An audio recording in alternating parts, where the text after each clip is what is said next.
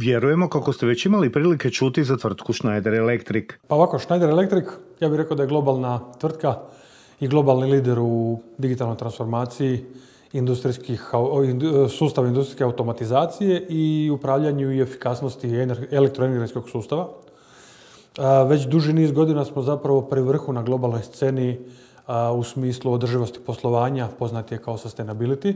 I ove godine smo od strane nekih kuća prepoznati kao lider u lancu sigurnosti isporuka, supply chainu. Ono što je bitno za naglasiti da na godišnjoj razini 5% svoje dobiti investiramo u research and development i pokušavamo premostiti s tim ulaganjem zapravo u research and development i u edukaciju ljudi, premostiti taj gap koji se dešava na tržištu da nedostaje stručnjaka, koje je nekad vrlo teško izbildati na domaćim tržištima na način da nam treba jako puno vremena, a tvrtke najčešće nemaju ni vremena ni snage to napraviti. Iz te perspektive zapravo nudimo kompletna rješenja tržištima na kojima nastupamo. Kompanija se već gotovo desetljeće bavi digitalnom sigurnošću, no na malo drugačiji način. Da, digitalna transformacija odnosno ta masivna digitalna transformacija zadnjih, mogu slobodno reći, 10 godina prouzročila je, zapravo nije ona prouzročila veći broj sigurnosnih prijetnji, već su svi oni security breachevi koje smo radili isplivali na vidjelo. Mi kao kompanija iz perspektive security i safety-a imamo zapravo slogan da nam je safety first. Kod safety-a mislimo manje više na fizičku sigurnost i da svi naši uređaji i usluge budu sigurni za korištenje. Kad govorimo o security, govorimo o najčešće kibernetičkoj sigurnosti, koja mora biti zapravo utkana u DNK svakog našeg proizvoda. Mi zapravo tržištu već dugi niz godina, skoro pa 10 godina, nudimo usluge kibernetičke sigurnosti. Krenulo je prvo u razvoju kibernetičke sigurnosti za uređaje i sustave, pa se to kasnije nekako i pretvorilo i otišlo korak naprijed u consulting services. I sad smo zapravo ove godine zaokružili kompletnu priču sa managed security servicesima koje na globalnoj razini pružamo klijentima, odnosno korisnicima. Zapravo pokušavamo tvrtkama pomoći i pomažemo im da premoste manjak stručnjaka koji imaju, koji iz objektivnih razloga ne mogu stvoriti, kojih najčešće zbog brzine promjena u tehnološkom svijetu ni edukacijski sektor ne može pratiti.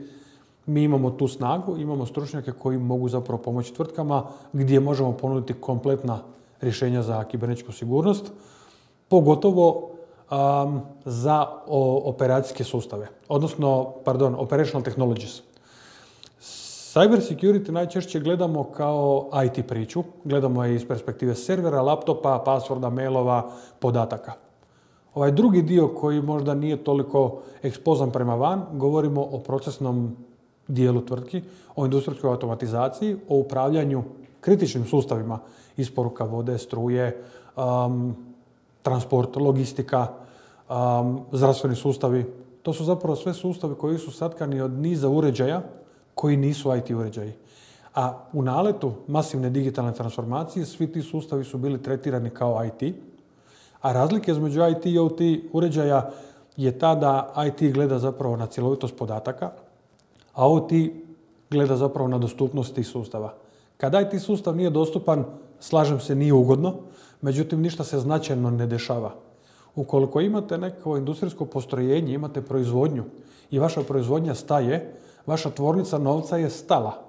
I neadekvatnim štićenjem OT sustava u vašoj tvrtci, odnosno tih automatiziranih procesa, najčešće se tvrtke dovode u rizik da će početi gubiti novac uslijed neproduktivnosti i neproizvodnje.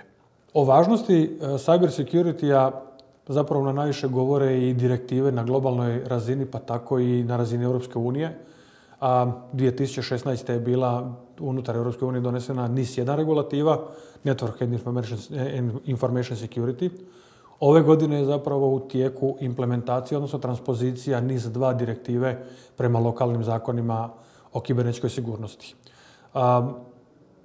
Mislim da je dobar trenutak, da smo još uvijek imamo dovoljno vremena da sustavno pogledamo kibernetičku sigurnost unutar tvrtci, da svaka tvrtka krene sa asesmentima i da vidi na kojoj razini zrelosti i razini sigurnosti se nalaze i da počnu planirati implementacije sigurnosnih rješenja, jer novi zakon o kibernetičkoj sigurnosti donosi nekakve konkretne mjere i zakonske norme koje će tvrtke trebati implementirati u smislu na koji način štite svoju imovinu i svoja rješenja i način na koji će morati obavještavati nadležno regulatorno tijelo o svim incidentima koji se dese i koji budu trebali biti prijavljeni. Najbolji način kad govorimo o sigurnosti to je prevencija. Ne treba čekati neželjeni događaj da se desi. Na kraju onda plaćate zapravo sanaciju i implementaciju rješenja. Sigurnost je nešto što je proces, ona nije radnja. To je proces koji traje i kojeg treba stalno obnavljati i kad završite jedan dio sigurnosti, morate početi tu sigurnost preispitivati i ponovno krenuti u reinstalaciju sustava ili u ponovno podizanje novog sustava.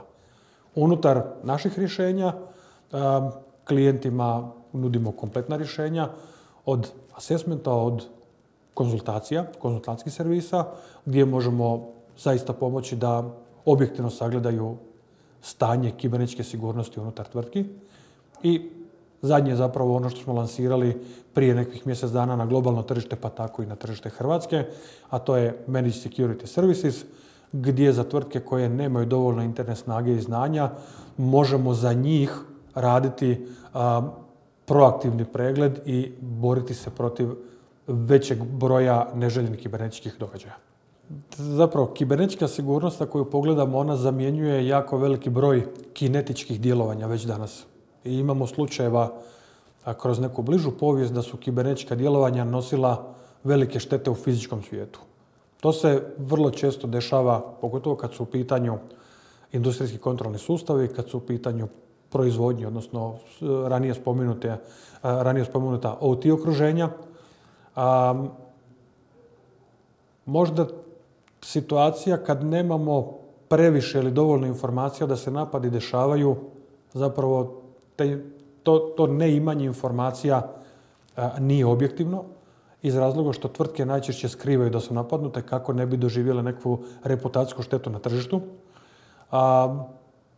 Iz godine u godinu imamo značajan rast kibernetičkih napada, pogotovo na industrijske kontrolne sustave, tako da ja bih rekao da smo još uvijek u vremenu 5 do 12 da sustavno krenemo se baviti sigurnošću kako bi i tvrtke i gospodarstvo učinili sigurnijim i otpornijim.